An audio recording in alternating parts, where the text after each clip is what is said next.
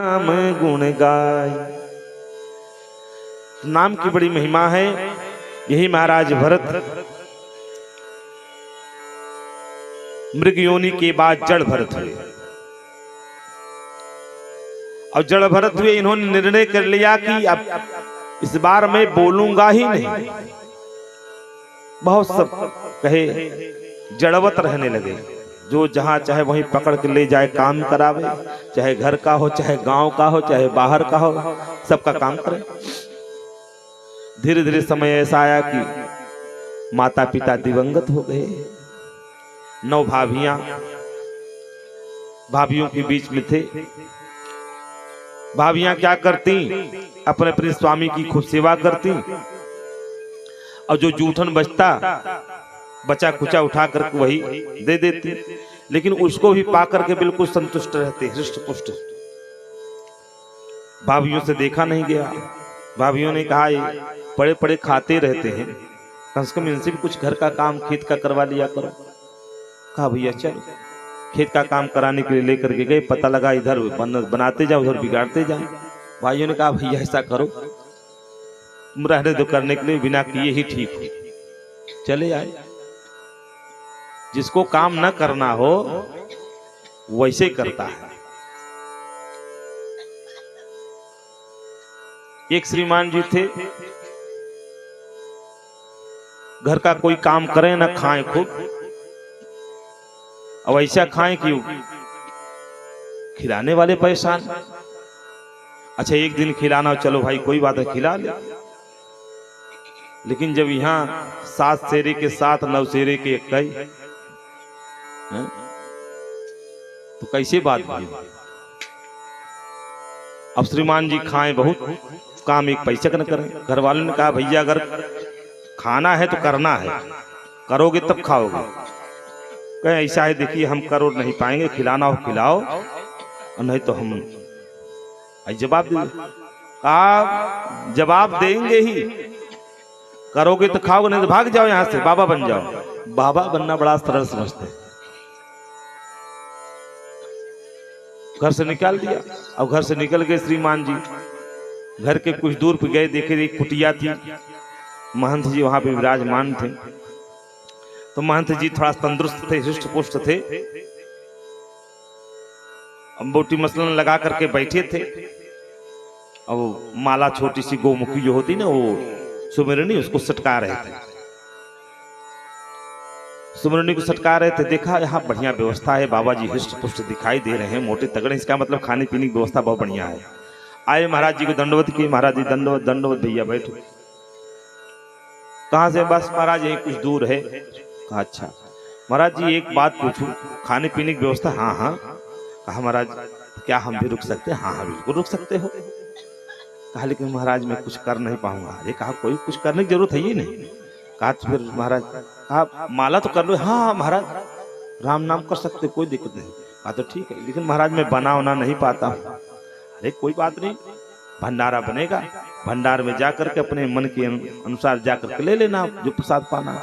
कहे महाराज लेकिन मैं थोड़े में तृप्त नहीं होता, मुझे थोड़ा सा कई प्रचुर मात्रा में चाहिए। कहा कोई बात नहीं, 2 बार 3 बार बैठकर पंक्ति में खा लेना। अब जी जान गहन के बढ़िया खा थे ना, तुमका विद्यालय से बाल्टी में सब्जी और दौरिन पूरी धै दही की। महाराज बच्चों सब कुछ आया जो आराम से बैठ के पाया। ये जने कहे महाराज देखा जौन हो खाए ली। अब पता लगा आचवत की पछताई ने, हाथ धोत पछताई का बताइए, और खाए ले रहा हो इतना से हाथ धोत, तो पछताए वाला काम नहीं, मतलब उसमें जो पाना है पा लीजिए।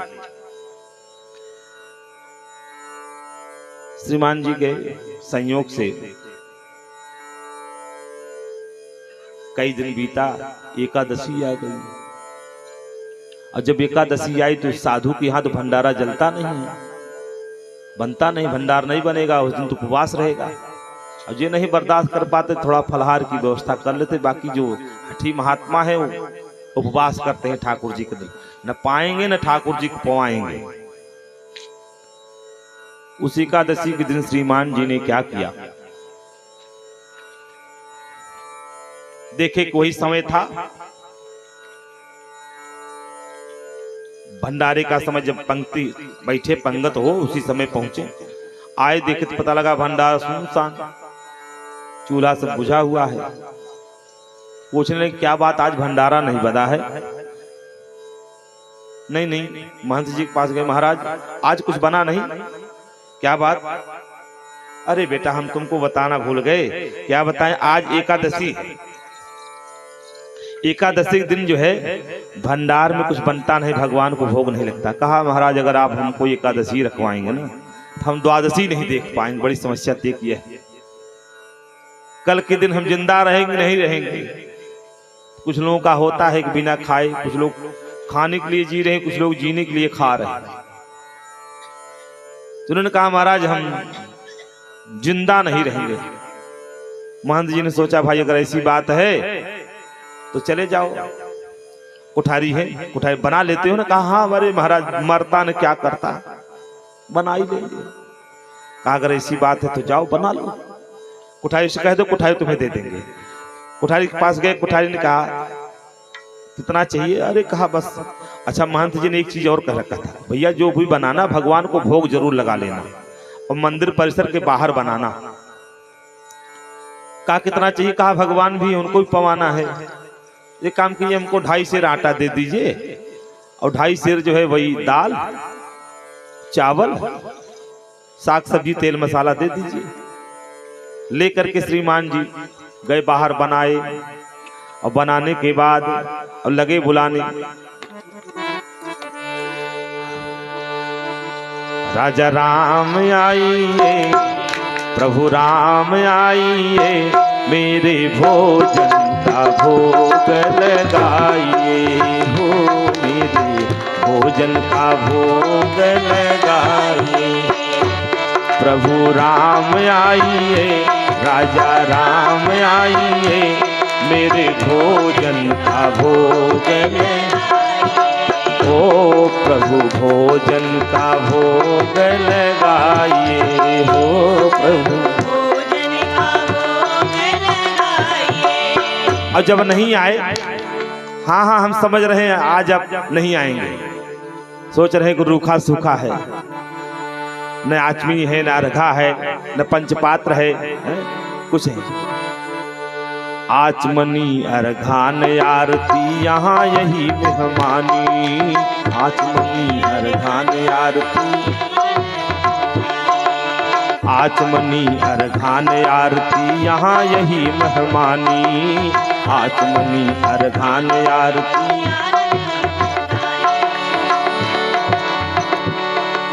रूखी सूखी खाओ रोटी, पियो नदी का पानी, राजा राम आइए, प्रभु राम आइए, मेरे भोजन का भोग लगाइए। ओ राजा राम आइए, प्रभु राम आइए, मेरे भोजन का भोग लगाइए। हाँ मेरे भोजन का भोग लगाइए।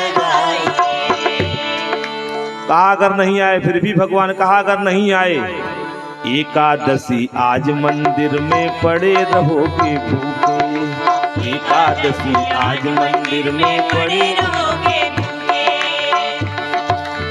ये रूखा सूखा व्यंजन जो भी है पा लीजिए, वहाँ एक व्यवस्था है नहीं, हम आपको बुला रहे हैं, बस आ जाइए।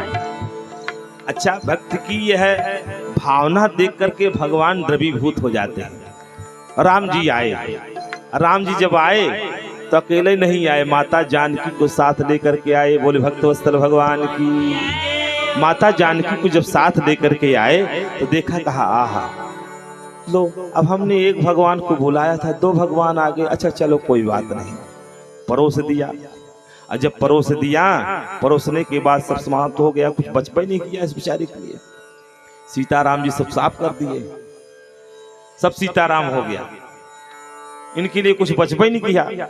जब इनके लिए कुछ नहीं बचा तो श्रीमान जी गए, कहा गुरु जी क्या बताएं, हम भूखे की भूखे रह गए। क्या हुआ चेला? आपने कहा था कि भगवान को भोग लगा के पाना, और हम बुलाए एक भगवान के आगे 2 भगवान, और दोनों भगवान सब मामला साफ कर दिए, अब कुछ मेरे पास बचा नहीं है। कहा अच्छा कोई बात नहीं, जाओ कुठारी से मांग लो, दूसरा मांग लो, बना लो, कोई बात नहीं। गए कुठारी जी ने कहा महाराज इतना सारा राशन दिया था, क्या किया? अरे खा भूखा रहा होगा, खा लिया होगा, हो सकता न पूरा पड़ा हो, दे दीजिए। दे दिए। कहा आपकी बार कितना? कहा 5 सेर आटा। 2 भगवान आते हैं ना, 2 भगवान आते हैं तो हो सकता हो कोई एक और आ जाए, तब 5 सेर आटा दे दीजिए, 5 सेर जो है वो दाल और चावल, तेल मसाला साग सब्जी ये सब दीजिए हमको। लेकर गए, फिर बनाए। बनाने के बाद कहा अब दोनों भगवान को बुलाना है, क्योंकि एक बार पा चुके हैं, अब अगर नहीं बुलाएंगे तो ठीक नहीं है। दोनों भगवान को बुलाया।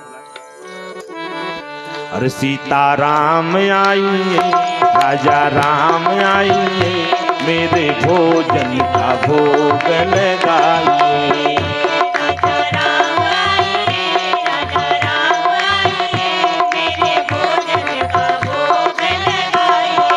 ओ मेरे भोजन का भोग लगाइए। और जैसे इतना कहे तो सीताराम जी आए। सीताराम जी आए तो लक्ष्मण जी भी साथ में आ गए। दक्षिणे लक्ष्मणो यस्य वामे च जनकात्मजा। माता जानकी जी विराजमान है वाम भाग में और दक्षिण भाग में लक्ष्मण जी। कहा लो बुलाए, 1 को आ गए, 2 बुलाए, 2 को आ गए, 3, कोई बात नहीं, परोस दिया, परोस दिया, सब पा गए तीनों लोग। अब बेचारा अब की बार फिर गया गुरुजी। गुरुजी क्या बताएं, बुलाते 1 भगवान को 2 भगवान आ जाते, 2 भगवान को बुलाते 3 भगवान आ जाते, हमको कुछ मिलवा ही नहीं करता है। कहा अच्छा कोई बात नहीं, जाओ कुठारी से मांग लो। महात्मा जी जो महंत जी थे बड़े सरल थे। कुठारी ने कहा महाराज ये गुरुजी ये सब ले जाकर बेच रहा है, जान लीजिए, चोर है चोर। अरे कहा कोई बात नहीं, दे दो दे दो। कहा दे तो देंगे, लेकिन इसके पीछे पीछे लगे क्या कर रहा है। अरे दे दो कोई बात नहीं, दे दो। दे दिया। 7.5 सेर अब की बार लिया, 7.5 सेर आटा लिया, 7.5 सेर चावल लिया, 7.5 सेर दाल, साग सब्जी तेल मसाला सब लेकर पहुंचा। अब की बार कहा हम बनाते जा रहे हैं, एक एक बढ़ाते चले जा रहे हैं। अब की बार पहले बुलाएंगे तब बनाएंगे। देख तो ले पहले कितने लोग आते हैं। इसने क्या किया कि सारी सामग्री रख दिया और रखने के बाद बुलाना प्रारंभ किया। सीताराम आइए, राजा राम आइए, मेरे भोजन का भोग लगाइए।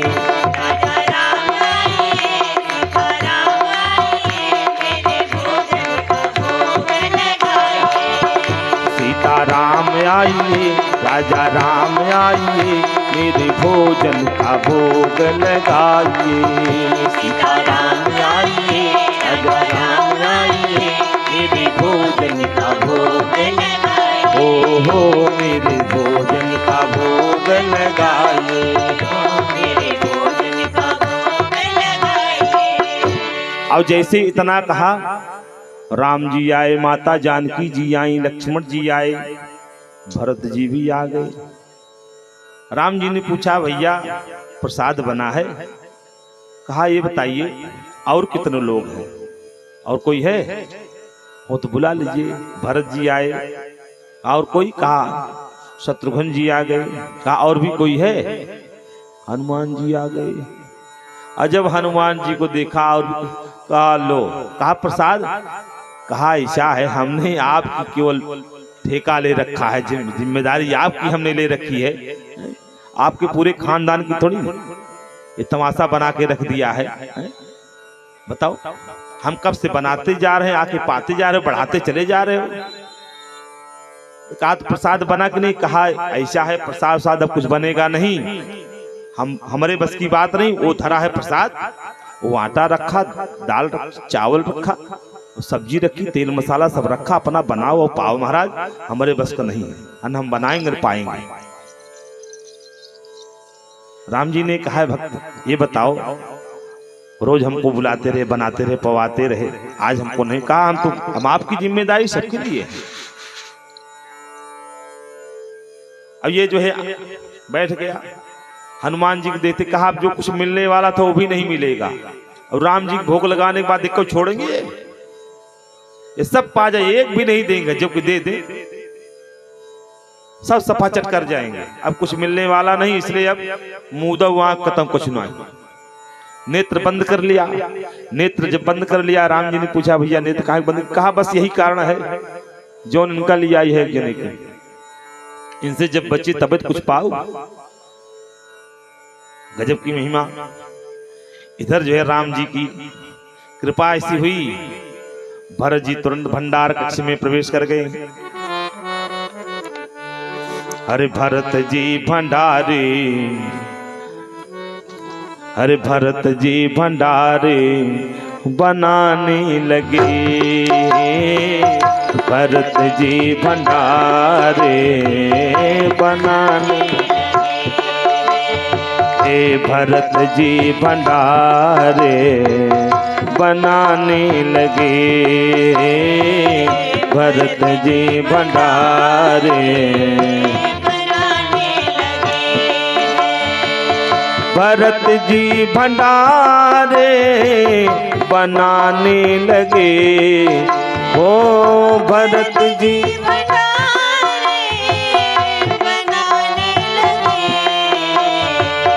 भरत जी भंडारे बनाने लगे, भरत जी भंडारे बनाने।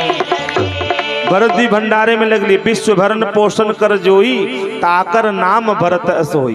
भरत जी भंडारे में लगे, और तो फिर क्या था?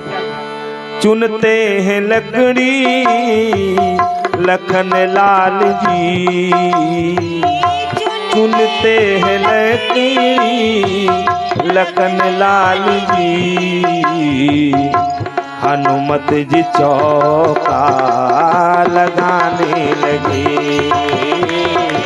हनुमत जी चौका लगाने लगे, भरत जी भंडारे बनाने लगे, भरत जी भंडारे बनाने लगे, भरत जी भंडारे बनाने लगे, भरत जी भंडारे बनाने लगे।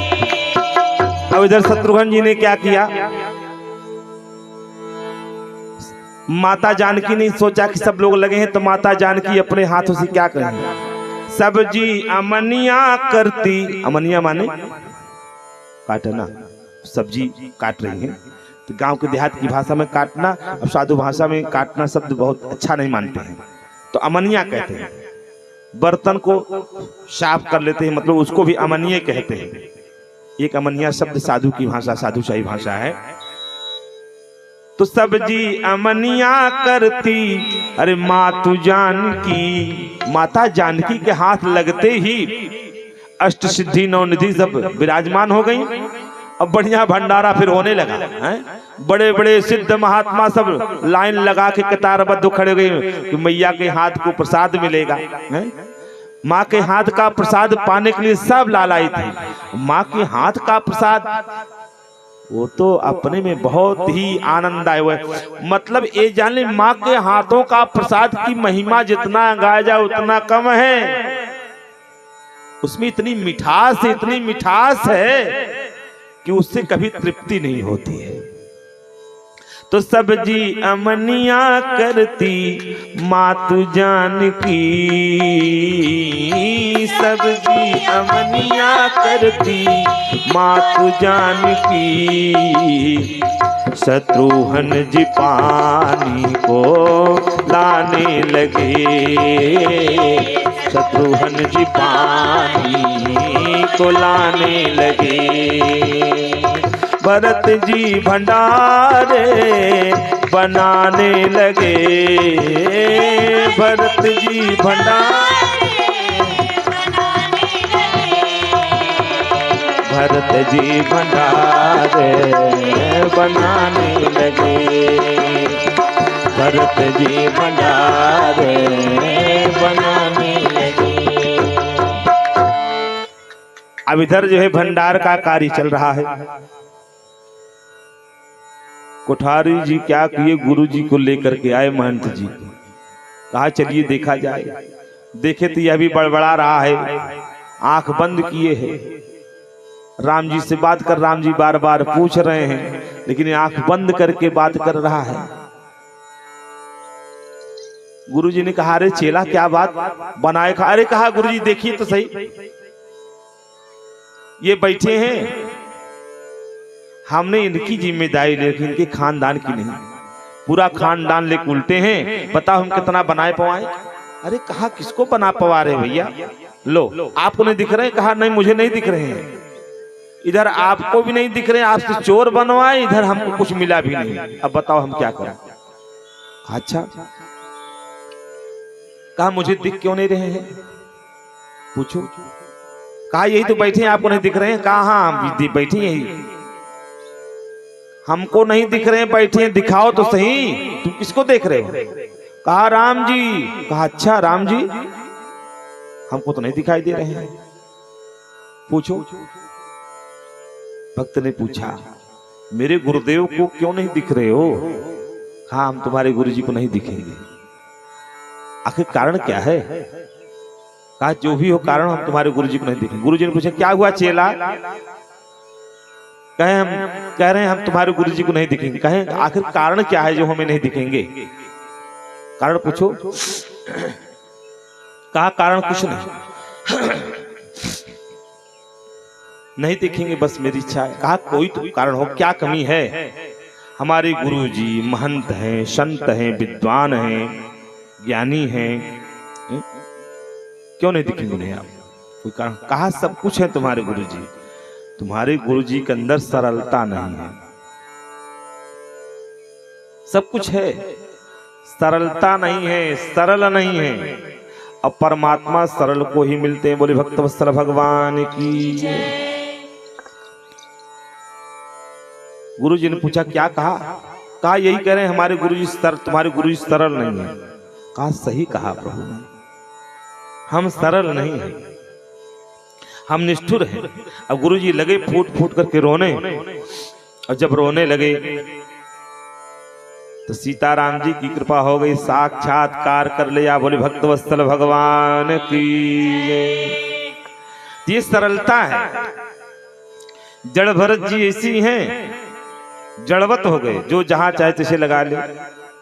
भाभीओं ने देखा पड़े पड़े हैं, उसको जाके कुछ काम ही कर लो। काम करने के लिए एक पता लगा खेत बोया था, ये मटर का सीजन, मटर रखाने के लिए भाभीओं ने भेजा। ये पहुंचे, अपने मन में कहे राम एक चिड़िया है, राम एक खेत है, ये भर भर पेट खाए, हमसे क्या लेना देना। राम जी की चिड़िया, राम जी के खेत, खाए खाए खाए लो चिड़िया भरी भरी पेट। ये चिड़िया सब खा रही हैं। भाभीओं ने सोचा चलकर देखें क्या हाल है।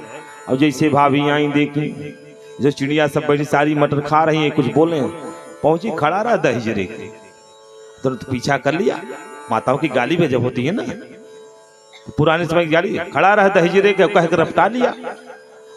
और जब रपटा लिया तो भागने दीजिए इनको, हट्टे कट्टे थे, लद लुद भाग रहे हैं, भागने दीजिए। भागते भागते गए, पता लगा जो है भाभीओं ने खेत दिया, घर से निकल गए।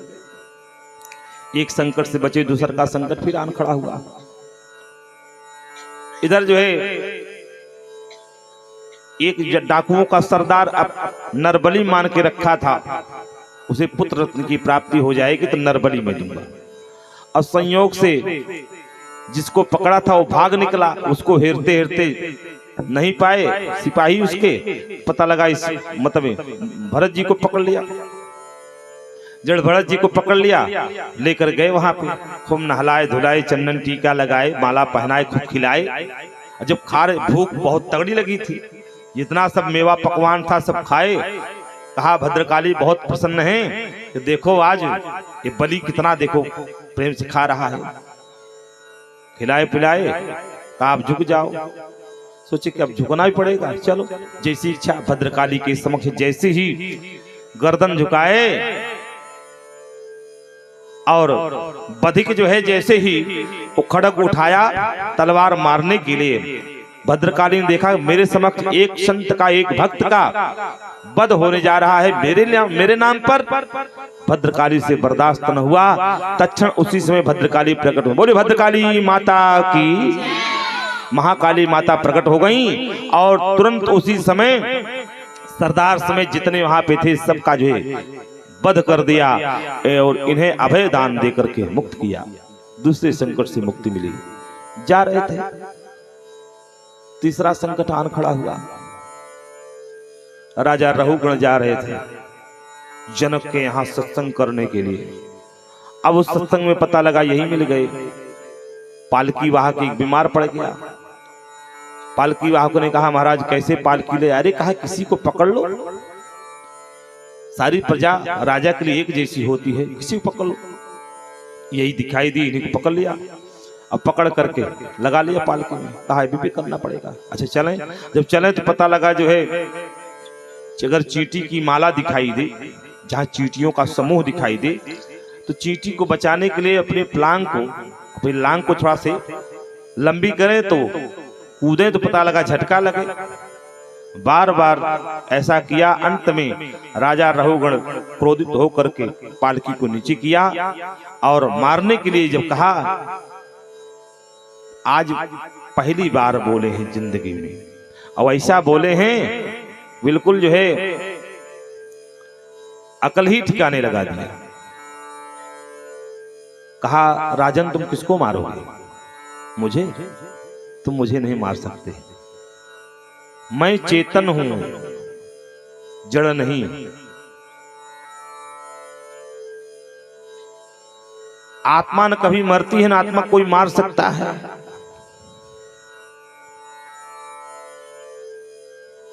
अरे कहा ये बताओ, अग्नि जलाओगे, उसके ऊपर बटलोई रखोगे, उसमें जल डालोगे, नीचे से आंच लगाओगे तो बटलोई गर्म होगी, उसमें रखा हुआ जल गर्म होगा, जल में रखी हुई वस्तु गर्म होगी, तो चोट नहीं लगेगी? अरे कहा एक बार हो तो बड़े मूर्धन्य मूर्ख, कहा हो तो बड़े मूर्धन्य मूर्ख, लेकिन सत्संग में जाते जाते थोड़ा बहुत ज्ञान हो गया है। अरे इस जीवात्मा से, उस अग्नि और बटलोई जल और उसमें जल में रखे हुए तत्व से, वस्तु से तुम इसकी तुलना कर रहे हो?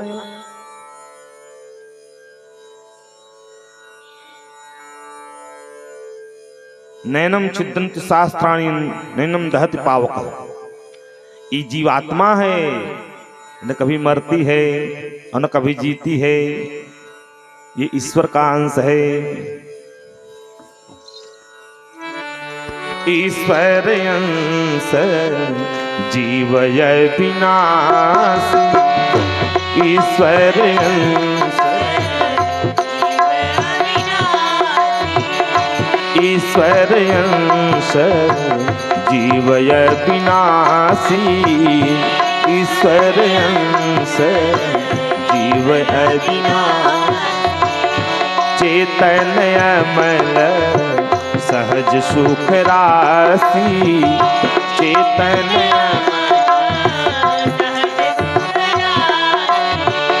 चैतन्य अमल सहज सुख राशि, चैतन्य अमल सहज सुख राशि।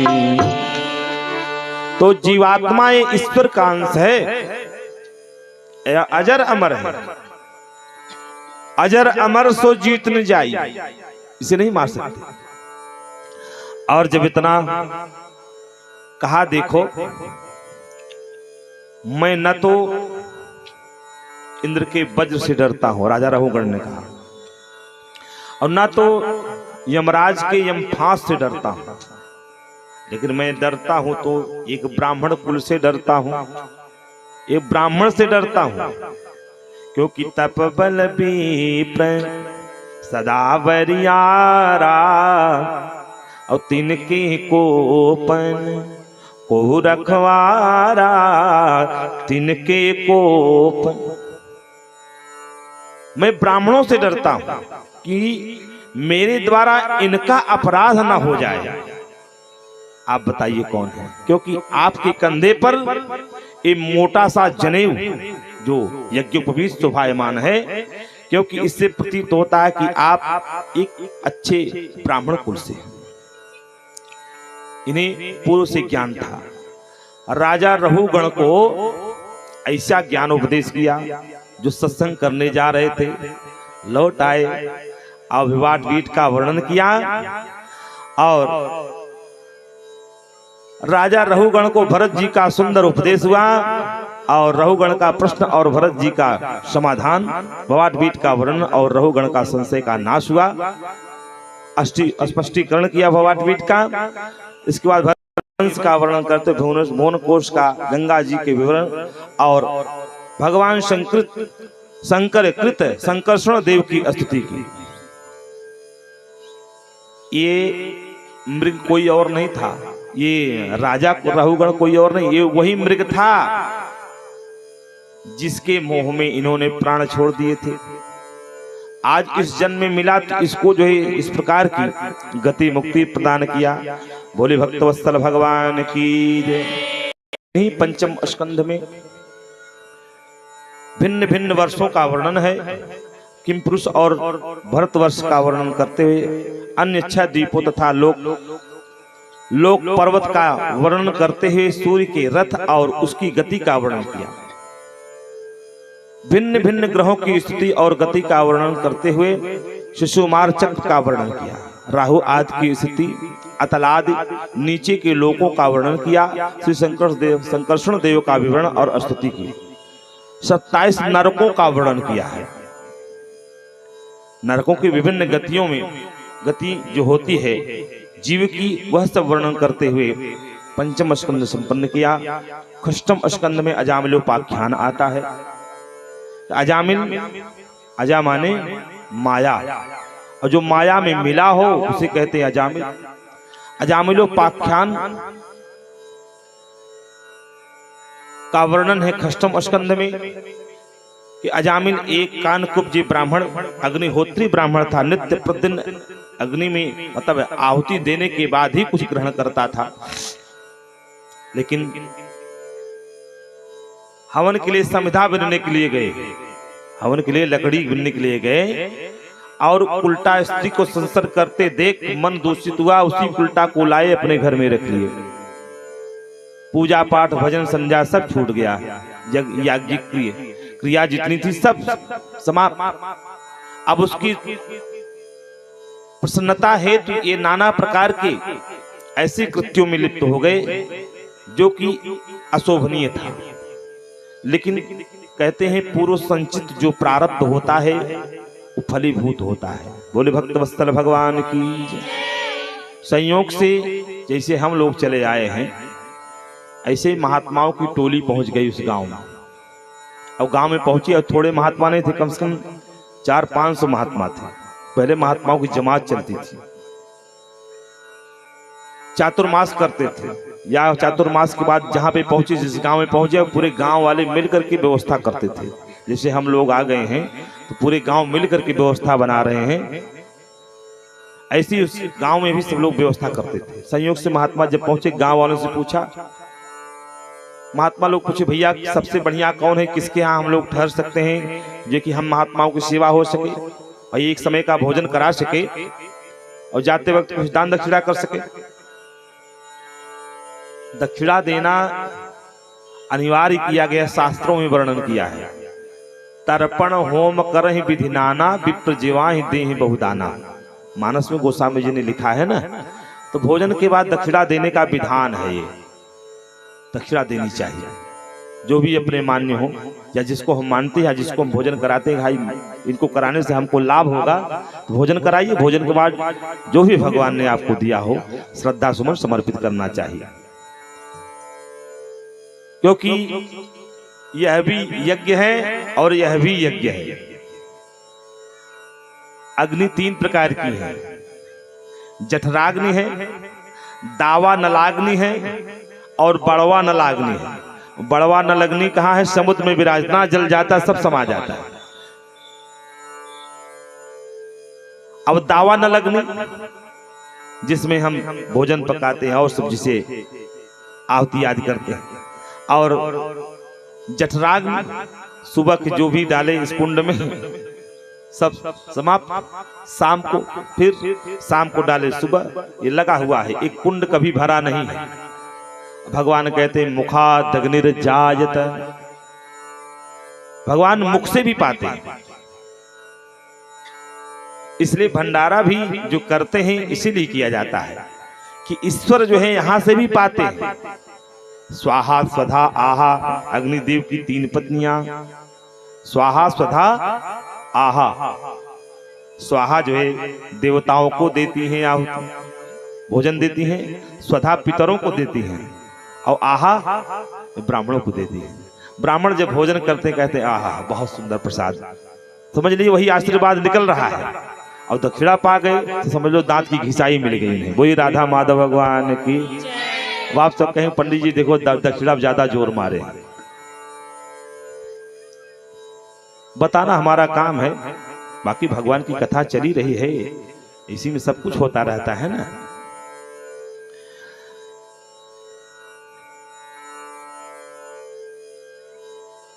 तो अजामिल उस दिन वहां पे घर पे नहीं था। गांव वालों ने मस्करी करते हुए कह दिया महाराज सबसे बढ़िया, सबसे शुद्ध, सबसे पवित्र सेवा भावी केवल एक घर है।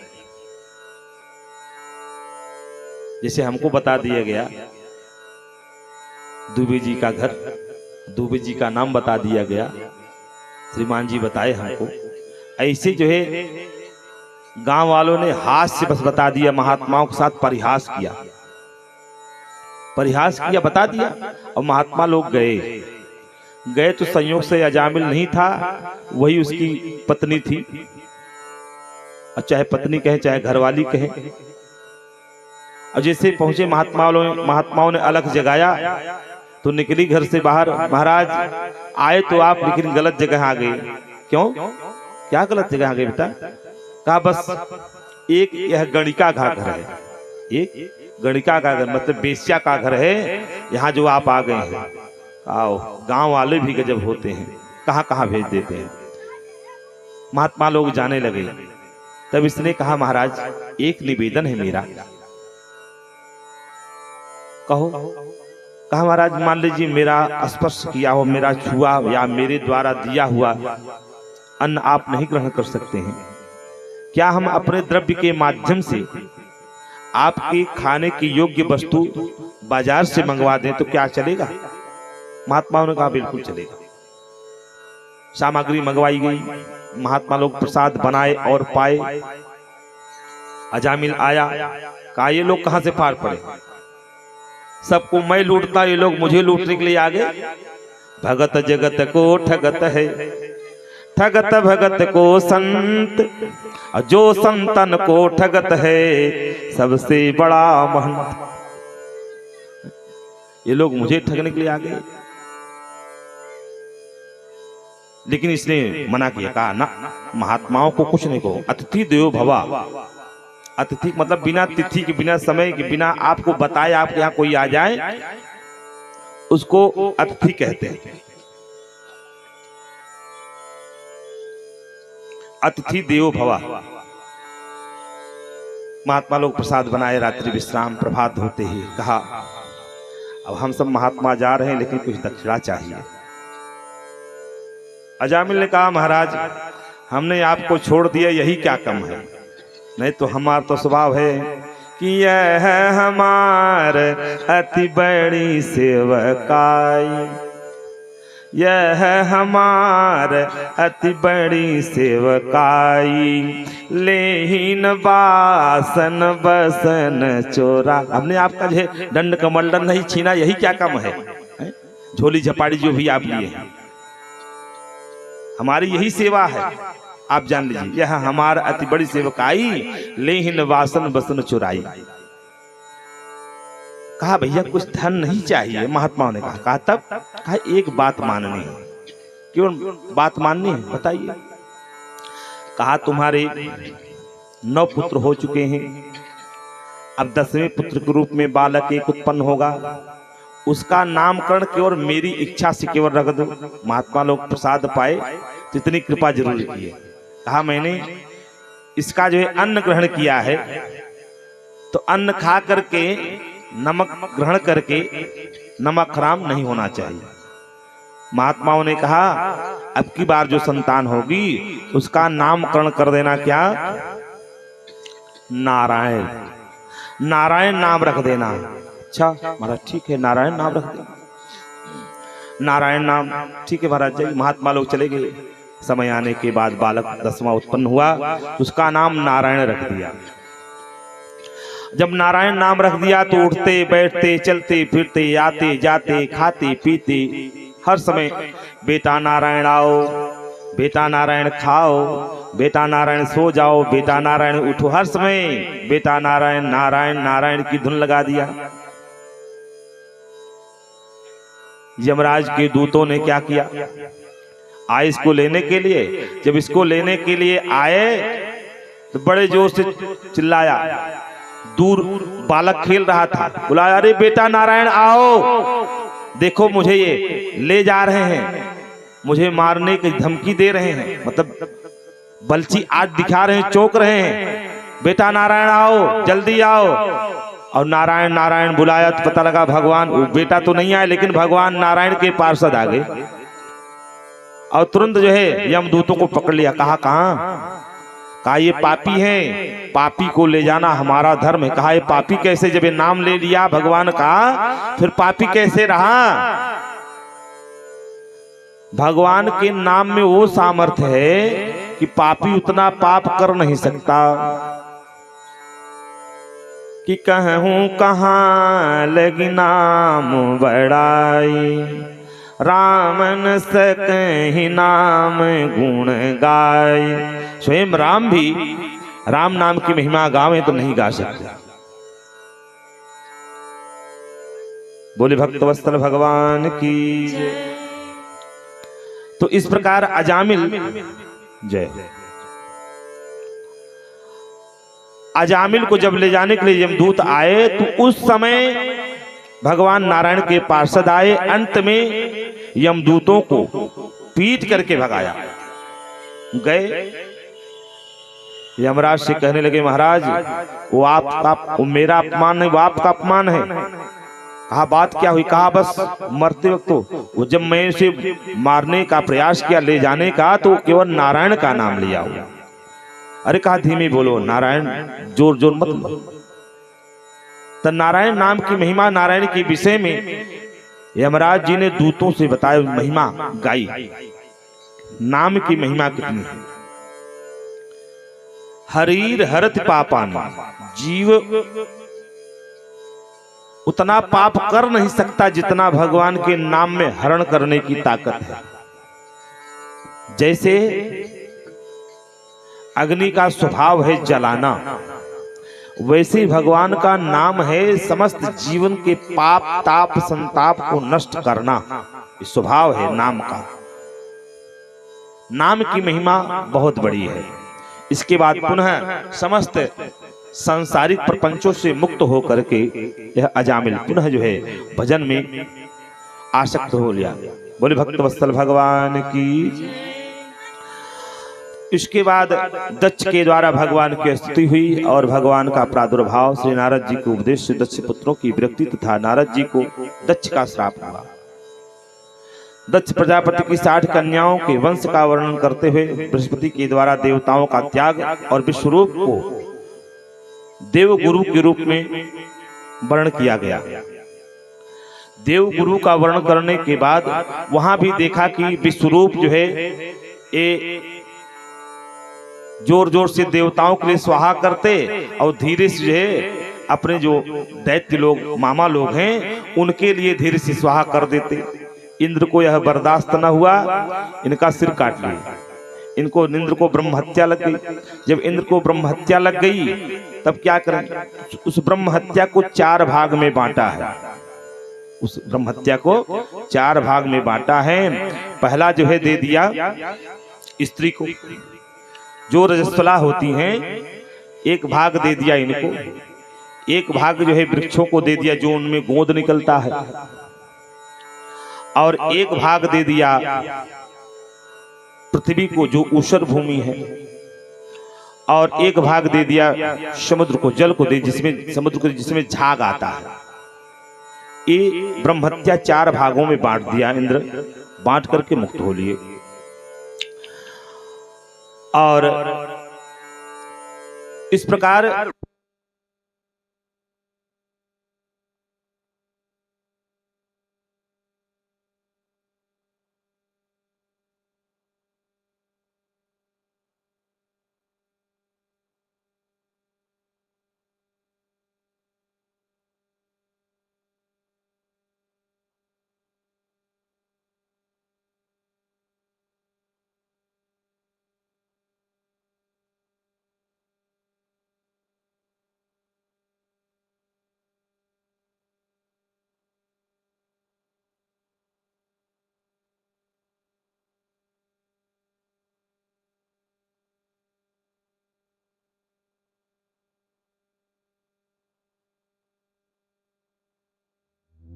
श्रीमन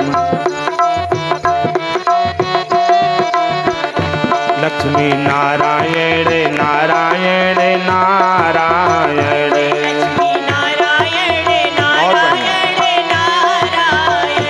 हरि नारायण नारायण नारायण, हरि हरि नारायण नारायण नारायण, हरि नारायण, जय हो श्रीमन नारायण नारायण नारायण, श्रीमन नारायण लक्ष्मी नारायण नारायण नारायण, लक्ष्मी नारायण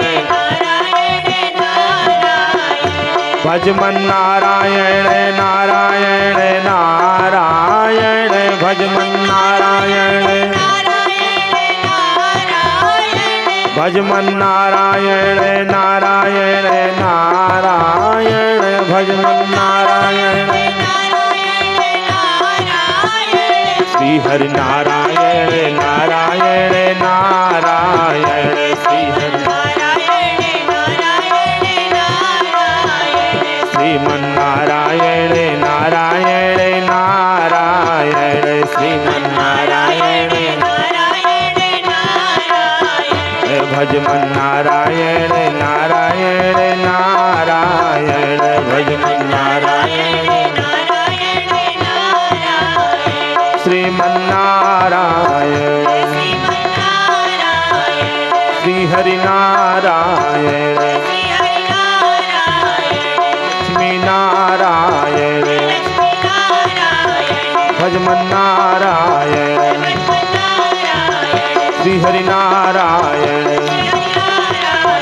जय हो नारायण, जय हो नारायण, श्री हरि नारायण, जय जय नारायण, जय जय नारायण, जय जय नारायण, जय जय नारायण, श्रीमन नारायण, श्रीमन नारायण, श्रीमन नारायण, श्रीमन नारायण। ओय लक्ष्मी नारायण भगवान की जय, जय श्री राधे श्याम। तो विश्वरूप का वध करने के बाद वृत्तासुर को उत्पन्न किया शुक्राचार्य। वृत्तासुर समस्त देवताओं को परास्त कर दिया, पराभव को पहुंचा दिया। इसको मारने के लिए महर्षि दधीच की हड्डी के द्वारा वज्र निर्माण हुआ। उसी वज्र से वृत्तासुर का वध किया। बोले भक्तवत्सल भगवान की।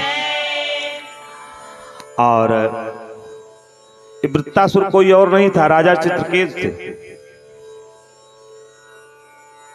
अंगिरा और नारद जी के उपदेश से चित्रकेतु का वैराग हुआ था। राजा चित्रकेतु के पास 300 रानी थी, जिसमें से एक रानी केवल एक पुत्र हुआ, अन्य 299 रानियां ये सब द्वेष करने लगी, सौतिया डा हो गया। ये क्या की, सब मिलकर के संखिया जहर दे दी, बालक मर गया। रानी राजा विलाप कर रहे हैं। नारद बाबा उपदेश दिए, नहीं समझ में आया, जीवात्मा को बुलाए, शरीर में आई। अब आते ही उसने कहा कौन किसका माता कौन किसका पिता, पता नहीं कितनी बार तुम हमारे माता पिता बने, पता नहीं कितनी बार तुम हमारे बने हम तुम्हारे बने, किस नंबर को ये बता दो हमें। राजा चित्रकेतु को वैराग्य हो कहा बस भैया तुम जा सकते हो। तुरंत छोड़ करके सब कुछ चल दिए। थोड़ा थोड़ा पुट आपको देते जा रहे हैं, क्योंकि आज जन्म की कथा भी होनी है। कथा तो बहुत है, बहुत कथा है। तो इस प्रकार राजा चित्रकेतु को जब यह ज्ञान उपदेश किया देवर्षि नारद जी ने, सब कुछ छोड़ करके पुनः वैराग्य हुआ। वही राजा चित्रकेतु को माता पार्वती ने श्राप दिया था, मरने के बाद यही वृत्तासुर के रूप में उत्पन्न हुआ। बोले भक्तवत्सल भगवान की। अब सप्तम स्कंध में आता है, देवर्षि नारद जी धर्मराज युधिष्ठिर को उपदेश कर रहे हैं, जय विजय के विषय में बतला रहे हैं। हिरण्याक्ष वध होने के बाद अपने समस्त कुटुंबियों को, समस्त परिजन को समझा रहा है। कौन? हिरण्याकशिपु। ये शरीर मरण धर्मा है, एक दिन सबको जाना है, एक दिन सबको मर जाना है। लेकिन परिवार वाले रो रहे हैं। तब तक यमराज जी 5 वर्ष के बालक के रूप में उपस्थित हो गए। कहने बताओ, अहो अमीसाम, कहा देखिए इनका कैसा स्वभाव है। ये सब देख रहे हैं, इनके सामने पता नहीं नित्य प्रतिदिन कोई न कोई मर ही रहा है। और जो मर के गया और लौट करके नहीं, यत्र गच्छन्ति न निवर्तन्ते, जो गया और लौट करके नहीं आया। जाने चले जाते हैं कहाँ दुनिया से जाने वाले, लौट कर फिर ना आने वाले, जाने चले जाते हैं कहाँ। लेकिन फिर भी हम उसी मोह में फंसे हुए हैं। तिनसे अच्छे तो हम ही हैं। यह शब्द सुन करके हिरण्याकशिपु को वैराग्य हुआ। कहा ये छोटा सा नन्हा सा बालक, उसी इतना बड़ा ज्ञान, हम लोग किससे बड़े हैं। अपने पूरे परिवार को समझा बुझा कर कहा चिंता न करो, मैं जा रहा हूं ब्रह्मा जी की तपस्या करके वरदान प्राप्त करके आऊंगा, और अपने भाई के शत्रु विष्णु को मैं जरूर मारूंगा। गया तपस्या करने के लिए, जिस वृक्ष के नीचे बैठा पता लगा देवताओं के द्वारा प्रेरित देवगुरु बृहस्पति आकर के नारायण नाम का उच्चारण कर रहे हैं। नारायण नाम का उच्चारण कर रहे हैं, और यह देख करके तुरंत इसने सोचा आज की शायद ठीक नहीं है, क्योंकि मेरे शत्रु का नाम लिया जा रहा है। शाम हो गई, नारायण नारायण नाम, नारायण नारायण, लौट के चले गया। जो ही आया पत्नी के आदमी ने पूछा स्वामी जी क्या हुआ, तपस्या पूर्ण हो गई। कहा तपस्या पूर्ण हो गई, पूर्ण नहीं हुई, क्योंकि आज बहुत भयंकर विघ्न पड़ गया। प्रथमे ग्रासे ममक्षिका पात है, पहले ही दिन में ये दशा है। एक पक्षी मेरे शत्रु का नाम लेकर के बड़े जोर जोर से नारायण नारायण नारायण नारायण कीर्तन कर रहा है, जिसके कारण मेरा मन नहीं लगा। अच्छा, पत्नी के आधे में उठते बैठते, आते जाते, खाते पीते, सोते, हर समय रात्रि से लेकर के दिन, शाम से लेकर रात्रि सुबह तक 108 बार नाम का उच्चारण कराया। और नाम उच्चारण होने के बाद आज जो है उसी रात्रि के दिन प्रहलाद जी गर्भ में प्रवेश किए।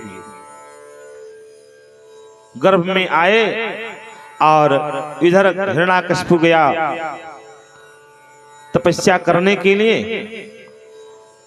देवगुरु बृहस्पति बहुत प्रकार से प्रयास किए, लेकिन अब की बार यह अपने में अडिग रहा और बहुत प्रयास करने के बाद देवगुरु बृहस्पति का प्रयास विफल रहा और देवराज इंद्र ने पत्नी कयाधु का अपहरण कर लिया। गर्भ को नष्ट करना चाह रहे थे कि देवर्षि नारद जी ने समझाया और कयाधु को ले आए, अपने ही आश्रम में बढ़िया सुंदर ज्ञानोपदेश किया। गर्भ में भक्त प्रहलाद सारी बातों को सुन रहे थे, सुनते सुनते उन्हें सब कुछ ज्ञान हो गया था। और इधर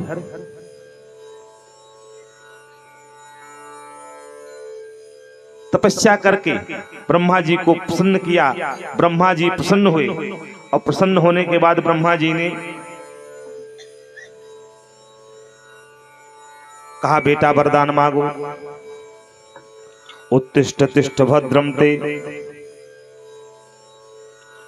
हे बेटा तेरा कल्याण हो, तू मुझसे वरदान मांग। इसने कहा, हमें आप अमर कर दीजिए। ब्रह्मा जी ने कहा, भैया जब हम नहीं अमर हैं, हम तुम्हें कहां से अमर कर देंगे। कहा, कोई और वरदान मांगो। ब्रह्मा जी बार बार कह रहे हैं, बेटा वरदान मांगो, दूसरा मांगो, मैं तुम पर बहुत प्रसन्न हूं। उत्तिष्ठोत्तिष्ठ भद्रम ते तपस्सिद्धोषि काश्यप, वरदो अहम नु प्राप्तो प्रियतामिस्तो वरः। वरदान मांगो बेटा। हिरण्यकशिपु उठो, तुम्हारी तपस्या सिद्ध हो गई। इसने कह दिया, हम किसी के मारने से न मरे। कहा, ना, कोई और वरदान मांगो। जब हम नहीं अमर, तुम्हें कहां से अमर कर देंगे। कहा, तो एक काम करो, न हम ऊपर मरे न नीचे मरे, न अंदर मरे न बाहर मरे, न दिन में मरे न रात में मरे, आपके बनाए हुए सृष्टि में किसी के द्वारा न मरे, और तो और आपके बनाए हुए 12 महीने में किसी महीने में न मरे, न अस्त्र से मरे न शस्त्र से मरे। इतना मांगा। ब्रह्मा जी ने कहा कि भैया बस कर, आज पहली बार तेरे जैसा मांगने वाला मिला है। लेकिन ब्रह्मा जी कह रहे हैं, ताते में दुर्लभा पुंसा यान वृणे से वरान मम, तथापि वितराम्यंग वरान तथापि दुर्लभान। कहा, बेटा ब्रह्मा जी ने कहा, वरदान कभी झूठे नहीं होते, ये समर्थ एवं भगवत रूप ही हैं। वरदान मिल जाने के बाद हिरण्यकशिपु ने उनकी पूजा की और पूजा करने के बाद तत्पश्चात प्रजापतियों से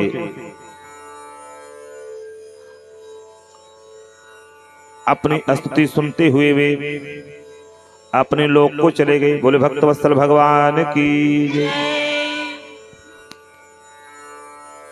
यह वरदान प्राप्त करके आया और आने के बाद फिर क्या था,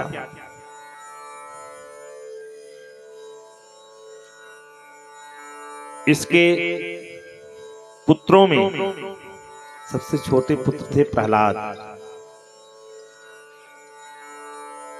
प्रहलाद जी को विद्या अध्ययन करने के लिए भेजा और गए, जो पढ़ाया सब पढ़ लिए।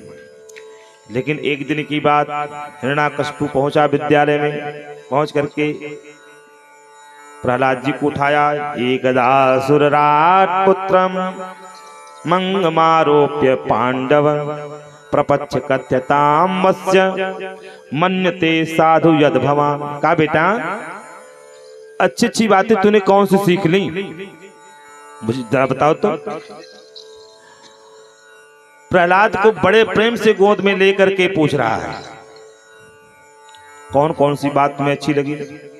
तो सोच रहा है कि प्रहलाद जी बताएंगे भाई लड़ाई कैसे लड़नी चाहिए शत्रु से, माया कैसी करनी चाहिए, शत्रु के साथ छल कैसे करना चाहिए, सब बताएगा। लेकिन प्रहलाद जी कहे हैं तत्साधु मन्ये सुरवर्य देहिनां समासमद्विग्न धियामसद्ग्रहात् हित्वात्मपातं गृहमण्डकूपं वनं गतो यज्जरिमाश्रयेत। कहा पिताजी चौथे पन नृप कानन जाहि नाथ दसानन नीति कहाहि। नीति ऐसा कहते हैं कि चौथे पन में वन को जाना चाहिए। इसलिए गृहस्थी में जितने जीव हैं सब उसी प्रकार फंसे हैं जैसे कोई में गिर जाए, झाड़ियों से ढका हुआ कुआं बाहर से नहीं दिखे, और जैसे पैर आगे रखो कूद पड़ो उसी में, और गुहार लगाओ चिल्लाओ कोई सुनने वाला नहीं है। उसी प्रकार इस संसार में सब लोग गिर पड़े हैं और खूब चिल्ला रहे हैं, खूब गुहार लगा रहे, लेकिन कोई इनकी सुनने वाला नहीं है, सब अपने मतलब की बात कर रहे हैं। यहाँ सब लोग कहते हैं तू मेरा है, तू मेरा है। बिंदु जी कहते हैं यहाँ सब लोग कहते हैं, अरे भाई सब लोग कहते हैं, माता पिता कहते हैं मेरी संतान है, मेरा बेटा है, मेरी बेटी है। दादा दादी कहते नहीं मेरी पोती है, मेरा पोता है, मेरा नाती है, मेरी नतनी है। जजमान कहता नहीं, नाई कहता नहीं मेरे जजमान है, पंडित कहता नहीं मेरा जजमान है। सब लोग अपने अपने बता रहे हैं। भांजा कहता नहीं मेरे मामा है, सब अपने। यहाँ सब लोग बता रहे हैं, यहाँ सब लोग कहते हैं तू मेरा है, तू मेरा है। लेकिन हे प्रभु मैं किसका हूँ जो ये झगड़ा मिटा दोगे तो क्या होगा, अगर चरणों की सेवा में लगा लोगे तो क्या होगा। विचार करने की बात है, केवल विचारणीय बात है। तो यहां सब लोग अपने में लगे हुए हैं, प्रहलाद जी ही कह रहे हैं। तब उस समय कहा अच्छा एक काम करो बेटा, जाओ अपने गुरुजी को भेजो। गुरुजी आए, ये बताओ मैंने अपने बालक को पढ़ाने के लिए भेजा है, तो क्या उल्टी सीधी बात पढ़ा रहे हो? शत्रु पक्ष की बात कर रहा है, मुझे बन जाने के लिए बात कर रहा है कि चौथे पन में बन जाना चाहिए। एक गृहस्थ रूपी जीवन जो है अंध कुएं में गिरने के समान है, इसमें फंसे रहना। हित्वात्मपातं गृहमण्डकूपं वनं गतो यज्ञरिमाश्रयेत। भगवान श्री हरि के चरण शरण को ग्रहण करना चाहिए। अरे कहा महाराज ऐसा कुछ नहीं, जो आपने जो विषय लागू किया है मैं उसी विषय को पढ़ा रहा हूं। अच्छा जो आपने पाठ्यक्रम लगाया है उसी को पढ़ा रहे हैं। कहा अच्छा। इतना कहने के बाद कहा वस्त प्रहलाद भद्रम ते सत्यम कथे मामृषाम। कहा महाराज मुझे छोड़ दीजिए, एक बार मैं देख लूं। उठाया प्रहलाद जी को बुलाया, कहा बेटा ये बताओ प्रहलाद, वस्त प्रहलाद तेरा कल्याण हो, सत्य कथें मामृषाम, ये बता बेटा तुझे इस सारी बातें किसने बताई? कहा गुरु जी किसी ने नहीं। कहा मैंने बताई? कहा ना मैंने नहीं, आपने नहीं बताया। कहा किसी और ने? कहा ना गुरु जी। कहा जब न किसी ने पढ़ाया न और किसी और ने बताया तो ये सब कहां से आया? आज के बाद ऐसी बात नहीं होनी चाहिए। सदीनो राज सेवक, ये सब जो है सेवक हैं, गुरु जी नहीं हैं। मास्टर जी जितने हैं भाई अपने तरफ से नहीं पढ़ा सकते। मास्टर जी अगर अपने तरफ से कोई विषय पढ़ाने लगेंगे सांप्रदायिकता फैल जाएगी। गा माने गणेश नहीं, गा माने गधा हो जाए चलेगा। अगर गा माने गणेश पढ़ा दिए तो तुरंत सांप्रदायिकता फैलेगी, आपस में विवादास्पद भाव उत्पन्न हो जाएंगे। इसलिए डांट करके प्रहलाद जी को शांत किया। कहा दैत्य चंदन बने जातो अयम कंटक द्रुम यनमूलोन्मूल परशोर विश्रोनालायितो अर्भक। कहा ये दैत्य रूपी चंदन वन में तू जो है बबूल का वृक्ष, बबूल का कांटा रूपी वृक्ष कहां से उत्पन्न हो गया? अब ऐसी तूने धृष्टता की, तुझे बहुत दंडित करूंगा। प्रहलाद जी शांत हो गए। एक दिन की बात फिर बुलाया। कहा प्रहलाद अब की बार तूने क्या क्या सीखा? प्रहलाद जी ने सोचा गुरुजी पूछते अच्छी बात है, पिताजी पूछते अच्छी बात है, सुनते खराब बात है, लेकिन हम तो सुनाएंगे अच्छी बात। कहा श्रवणम पिताजी श्रवणम कीर्तनम विष्णु अस्मरणम पाद सेवनम अर्चनम वंदनम दास्यम शक्यमात्म निवेदनम इति पुंसार्पिता विष्णु भक्तिश्चेन्म लक्षणा क्रियते भक्तवद्धा तन्मन्ये अधीतमुत्तमम्। कहा पिताजी भक्ति के 9 लक्षण हैं, भक्ति के 9 लक्षण हैं। विष्णु भगवान की भक्ति के 9 भेद हैं। भगवान के गुण लीला नाम आदि श्रवण, उनकी कीर्तन, उनके रूप नाम आदि का स्मरण, उनके चरणों की सेवा, पूजा अर्चना बनना दास्य सख्य आत्मनिवेदन। यदि भगवान के प्रति समर्पण के भाव से ये 9 प्रकार की भक्ति की जाए तो भगवान की कृपा हो जाती है। प्रथम भगति संतन कर संगा, दूसर रति मम कथा प्रसंगा, गुरुपद पंकज सेवा, तीसरी भगति अमान, चौथी भगति मम गुणगन करई कपट तजिगान, मंत्र जाप मम दृढ़ विश्वासा, पंचम भजन सुवेद प्रकाशा, छठदम शील विरति बहुकर्मा, निरत निरंतर सज्जन धर्मा, सातम सम मुहिमय जग देखा, मोते अधिक संत करि लेखा, आठम यथा लाभ संतोषा, सपने नहीं देखई परदोषा, नवम सरल सब सन छलहीना, मम भरोस ही हर सन दीना। राम जी ने सबरी मैया को बताए कि नवम हुए कऊ जिनके होई, नारी पुरुष सचराचर कोई सोवति से, प्रिय भामिनी मोरे सकल प्रकार भगति दृढ़ तोरे। 9 में से अगर एक भी हो जाए मुझे 80 से ज्यादा प्रिय है। तुरंत प्रहलाद को गोद से फेंक करके गुरु जी की तरफ हिरण्याकश्यप दौड़ लगा दिया। ब्रह्म बंधो किमस्तत्ते विपच्छम श्रेताम सता, असारम ग्राहितो बालो मामनादृत्य दुर्मते। अरे दुर्मते कुलांगार, मेरे तुम्हें बालक को क्या उल्टी सीधी बातें पढ़ा रहे? गुरुजी कांपते हुए हाथ जोड़ कर करें गुरुजी ने कहा, गुरुजी कौन? संडा और अमर के शुक्राचार्य के दोनों पुत्र हैं, संडा और अमर का नाम।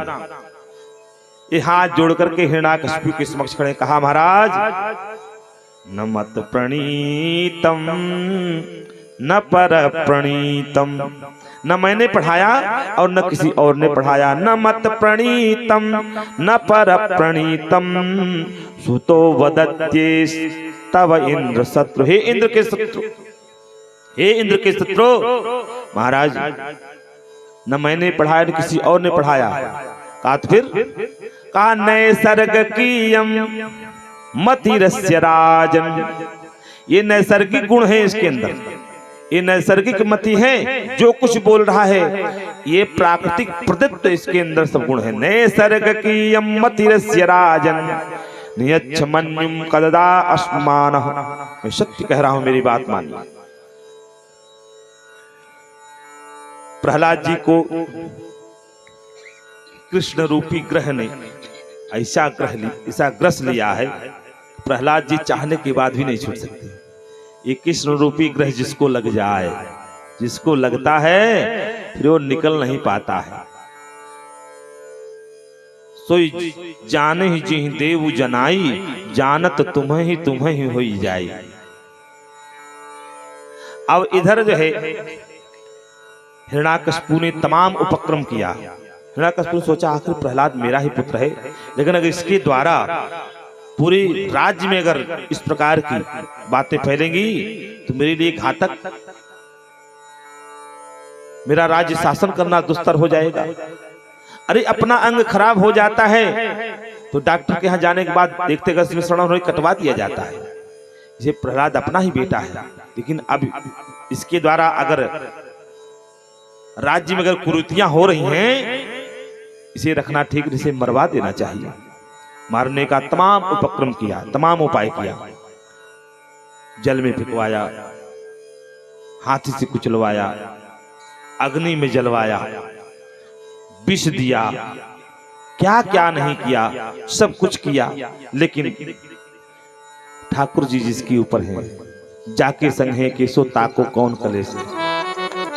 अरे डूबतों को बचा लेने वाले, अरे डूबतों को बचा लेने वाले, मेरी नैया है तेरे हवाले।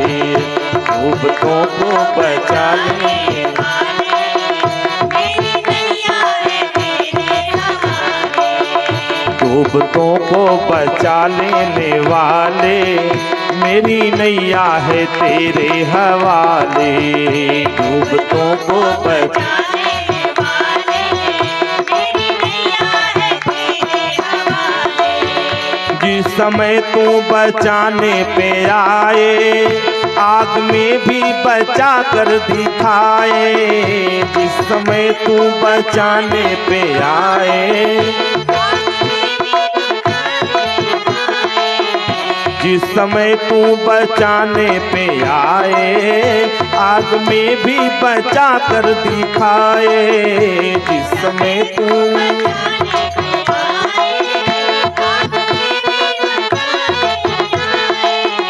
आगियों में भी तू ही संभाले, आगियों में भी तू ही संभाले। मेरी नैया है तेरे हवाले, मेरी नैया है तेरे हवाले। ओ डूबतों को बचा लेने वाले, मेरी नैया है तेरे हवाले।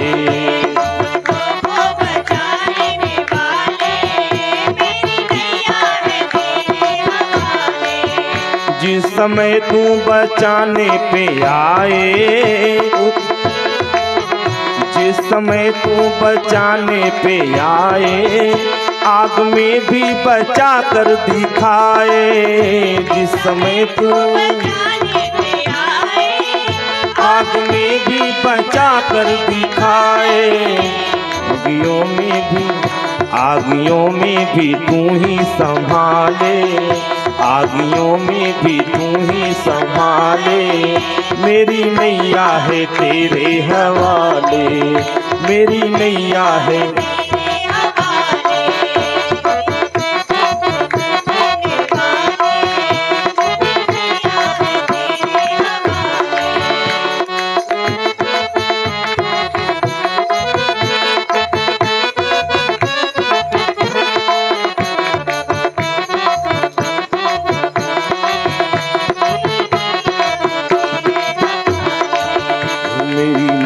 है तेरे हवाले, मेरी नैया है तेरे हवाले, मेरी नैया है तेरे हवाले।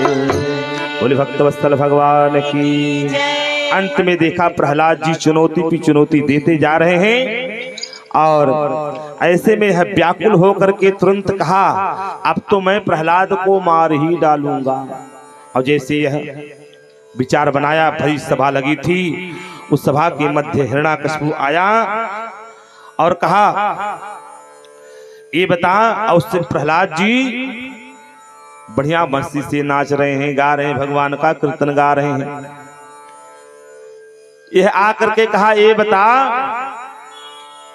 तूने जो है किसके बल पर मुझे इतनी बड़ी चुनौती दे रहा है? कहा पिताजी,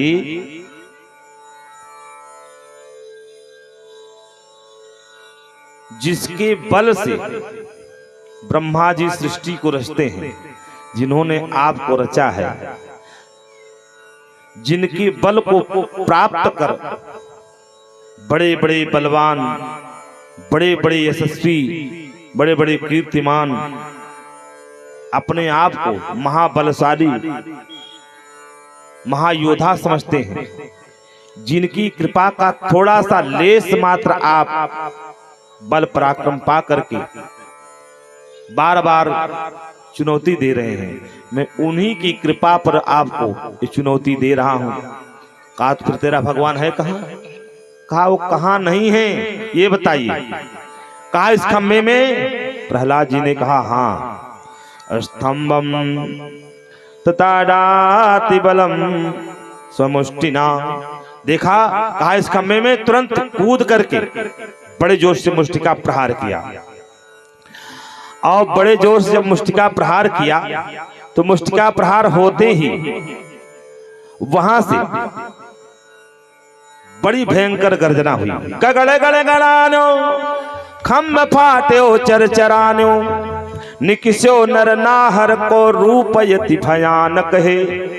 ककड़ कड़कड़ावे, दसन जीभ लप लपावे, चितवत सरोज मानो अंग जात खारो है। बोलो नरसिंह भगवान की। और नरसिंह भगवान का यह शिर शेर का और धड़ मनुष्य का यह रूप देख एक बार तो यह डर गया, और डरने के बाद फिर पुनः कहा, मैंने ब्रह्मा जी के दिए हुए वरदानों को याद कर कहा, मुझे नहीं मार सकते। युद्ध होते होते, मल युद्ध होते होते होते होते जब गोधुली बेला आई, तुरंत जो है भगवान ने क्या किया कि उठा करके, पकड़ कर, जकड़ करके अपनी गोद में रख लिया। भगवान का यह स्वरूप सत्यम विधातुम निवृत्ति भाषितम व्याप्तम च भूतेष्व खिलेषु चात्मनः। अब भगवान का ऐसा रूप था, अदृश्यतात्मक भूत रूपम मोद्वहन तंभे सभायाम न मृगम न मानुषम। न मृग है और न मानुष है। यह देख करके सारे लोग आश्चर्य पड़े हैं। और इधर भगवान ने उठा करके अपनी गोद में लेके बैठ गए गोधुली की बेला में। इसने कहा तुम मुझे नहीं मार सकते। कहा क्यों? कहा ब्रह्मा जी से मैंने वरदान प्राप्त किए हैं। कहा क्या वरदान प्राप्त किया है? कहा न मैं दिन में मरूं न रात में मरूं। कहा न दिन है न रात है, तो गोधुली बेला है। कहा न अंदर मरूं न बाहर मरूं, न तू अंदर है न बाहर, घर की बीच देहली पर है। कहा तो फिर ब्रह्मा जी की बनाई हुई सृष्टि में किसी के द्वारा न मरूं। कहा मुझे देख रहा है ना, ब्रह्मा जी ने कभी ऐसा बनाया ही नहीं है कि सिर शेर का हो, धड़ मनुष्य का हो। अगर मनुष्य बनाया तो मनुष्य बनाया, शेर बनाया शेर बनाया। मैं न मनुष्य हूं न शेर हूं, मैं नरसिंह हूं। तो कहा एक वरदान और है, ब्रह्मा जी के बनाए हुए 12 महीने में न मरूं। कहा देख, ब्रह्मा जी बनाया हुआ 12 महीने में एक कोई महीना नहीं, तेरे लिए स्पेशल 13वां महीना मैंने बनाया, मल मास का महीना, जिसको पुरुषोत्तम मास कहते हैं। कहा तो एक वरदान और है। कहा न ऊपर मरूं न नीचे मरूं। कहा न तू ऊपर है न तू नीचे, तू मेरी गोद में है। तब तो घबराया। कहा एक वरदान और है। कहा न अस्त्र से मरूं न शस्त्र से मरूं। भगवान ने कहा देख रहा बड़े बड़े नाखून, न यह अस्त्र है न शस्त्र है, लेकिन तेरे लिए पर्याप्त है। अब तो घबराया, बिल्कुल घबरा गया। कहा अब तो मुझे मार डालेंगे। ब्रह्मा जी की दिए हुए सारे वरदानों की रक्षा करते हुए भगवान श्री हरि ने क्या किया, नरसिंह भगवान ने उसके उदर को फाड़ करके उसकी आंत को निकाल करके गले में डाल लिया। तब से भगवान का एक नाम पड़ गया आत्माली। बोलिए आत्माली भगवान की। हिरण्याकशिपु का अंत किया। हिरण्याकशिपु का अंत होने के बाद अब इधर जो है भगवान नृसिंह का क्रोध शांत नहीं है। सब के सब आ रहे हैं, क्रोध शांत करना चाह रहे हैं, लेकिन क्रोध शांत नहीं, सब के सब मिलकर के स्तुति कर रहे हैं। पितर, सिद्ध, विद्याधर, नाग, मानव, प्रजापति, गंधर्व, ये सब के सब आते हैं। चारण, यक्ष, किम पुरुष, बैतालिका, किन्नरा, विष्णु, पार्षदा, ये सब के सब, नारद, ये सब के आते हैं सब स्तुति। लेकिन जब नहीं मानते तब ब्रह्मा जी ने कहा बेटा, यहां तक कहा कि लक्ष्मी जी ने भेजा, कहा पतिदेव कितने भी नाराज हो लेकिन पत्नी को बड़ा बढ़िया मनाना आता है। पतिदेव कितने भी रूठे हो लेकिन अगर पत्नी जी पहुंच जाएं तो तुरंत मना लेते हैं। बोले भक्तवत्सल भगवान की। कहा अच्छा। लक्ष्मी मैया को बताया, लक्ष्मी मैया बढ़िया सुंदर कोटसो श्रृंगार करके पहुंची, आरती की थाल लेकर के।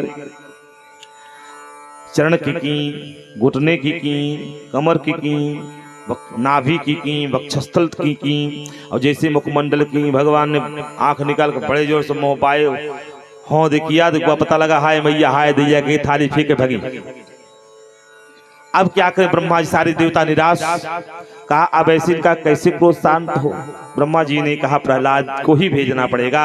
प्रहलाद जी को आगे कर दिया। कहा बस प्रहलाद बेटा, तेरे लिए प्रभु ने दिव्य रूप बनाया है और तू ही जाकर के इनके क्रोध को शांत करता है। प्रहलाद जी जाकर के भगवान के चरणों में साष्टांग लेट गए, और जब लेट गए तो उठा करके भगवान अपने हाथों से अपने जिह्वा से चाटने, क्योंकि पशु रूप में पशु जो है वात्सल्य भाव अपनी जिह्वा से दिखाता है, भगवान जो है अपनी जिह्वा से चाटने लगे।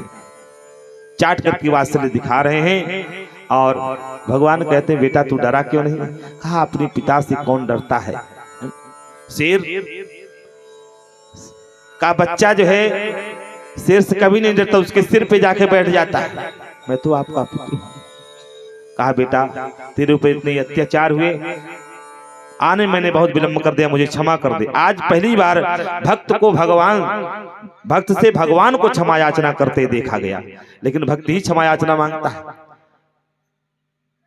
कहते बेटा मैं तुम पर प्रसन्न वरदान मांगो। कहा अगर प्रभु वरदान देना चाहते हैं मेरे पिता को अधोगति न हो। अरे किस मिट्टी का बना है, जो पिता तेरे लिए मारने कितने उपक्रम किए, उसके लिए तू जो है ऐसे विचार रख। बेटा मेरे मारने से, मेरे छूने से कोई मरता नहीं है, वो तरता है, मैंने तारा है। अधोगति कभी नहीं होगी। और मैं संकल्प ले रहा हूं आज के बाद तेरे कुल में किसी को नहीं मारूंगा। प्रहलाद जी को अभयदान देकर के भगवान नृसिंह जो है अंतर ध्यान में। बोले भक्तवत्सल भगवान की। इन्हीं प्रहलाद के पुत्र हुए विरोचन, और विरोचन का पुत्र हुआ बलि। बलि जो है देवताओं के ऊपर आक्रमण करके पूरे स्वर्ग पर विजय प्राप्त कर लिया। स्वर्ग पर विजय प्राप्त करने के कारण शुक्राचार्य जी ने कहा देखो किसी की संपत्ति छीन लेने से तुम्हारी नहीं हो जाएगी, उसके लिए तुम्हें